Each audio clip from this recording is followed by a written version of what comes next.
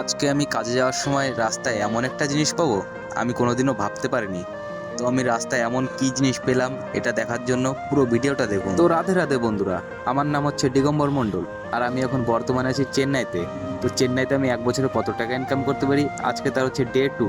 তো এদিকে সকাল সকাল ঘুম থেকে উঠে ব্রাশ করে ফ্রেশ হয়ে রেডি হয়ে একটু খাবার খেয়ে দিয়ে চলে আসলাম উপরে। তারপরে আমি উপরে গিয়ে চারিদিকে দেখছিলাম যে এখন কি কাজ করা যায়। তারপরে আমাদের সবাইকেই বলে এই যে যে স্ল্যাবটা দেখতে পাচ্ছ এই স্ল্যাবের খোলা রডগুলো বাঁধতে, আর রডগুলো বাঁধার জন্য আমি কিছু তার আর একটা হুক নিয়ে যাচ্ছি। তো গিয়ে দেখি যে যার মতো নিজের নিজের কাজে লেগে পড়েছে।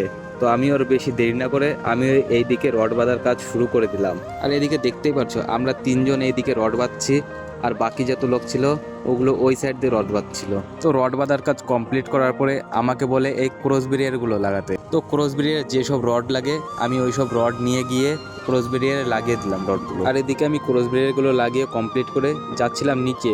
তো নিচে যাওয়ার সময় দেখো আমি কি পেলাম। তোমরা ঠিকই দেখেছো, আমি রাস্তায় 10 টাকা পেলাম আর 10 টাকাটা নিয়ে আমি আমার মিস্ত্রিকে দিয়ে দিলাম। তো আমার মিস্ত্রি দেখো টাকাটাকে কত সম্মান করে পকেটে রাখছে। আর আমি বললাম এই টাকাটা দিয়ে কী করবা?